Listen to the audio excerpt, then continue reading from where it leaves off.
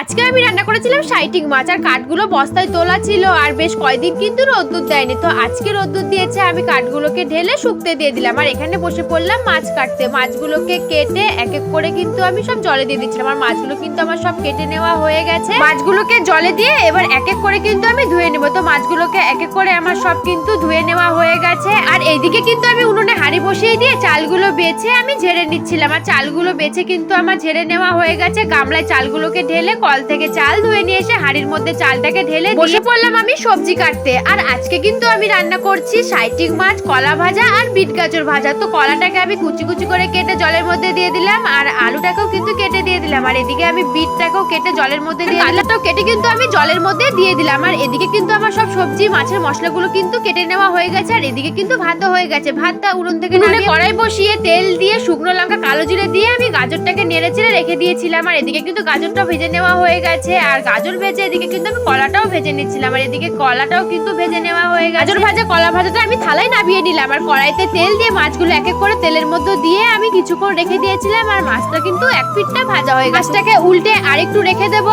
আর মাছটা কিন্তু রেখে দিয়েছিলাম। এদিকে মাছ ভাজাটা পুরোপুরি আমার হয়ে গেছে। মাছ ভাজা কড়াইতে নামিয়ে রেখে তেলের মধ্যে আলুগুলো দিয়ে আলুগুলো কিন্তু আমি ভেজে নেব। আলুগুলো ভাজা হয়ে গেছে, আলুর মধ্যে পেঁয়াজ দিয়ে কিছুক্ষণ নেড়ে চেড়ে রেখে দিয়েছিলাম আর পেঁয়াজটা কিন্তু ভাজা হয়ে গেছে। মশলা দিয়ে টমেটো দিয়ে লবণ হলুদ দিয়ে নেড়ে চেড়ে কিন্তু এদিকে মশলাটা কিন্তু আমার কষানো হয়ে গেছে। এবার জল দিয়ে নেড়ে চেড়ে কিছুক্ষণ রেখে দেবো আর মাছের আলুটা সেদ্ধ হলেই হয়ে যাবে। তো এদিকে আলুটাও সেদ্ধ হয়ে গেছে। মাছগুলোকে ঝোলের মধ্যে দিয়ে কিছুক্ষণ নেড়ে চেড়ে রেখে দিয়েছিলাম, তারপরে দিয়ে দিলাম ধনেপাতা। ধনেপাতা দিয়ে কিছুক্ষণ রেখে দিয়েছিলাম। তো মাছ তরকারিটা আমার কিন্তু রান্না করা হয়ে গেছে আর ভিডিওটা ছিল কিন্তু এই পর্যন্তই। ভিডিওটা যদি ভালো লাগে তো লাইক কমেন্ট করো। দেখা হচ্ছে নেক্সট ভিডিওতে। টাটা।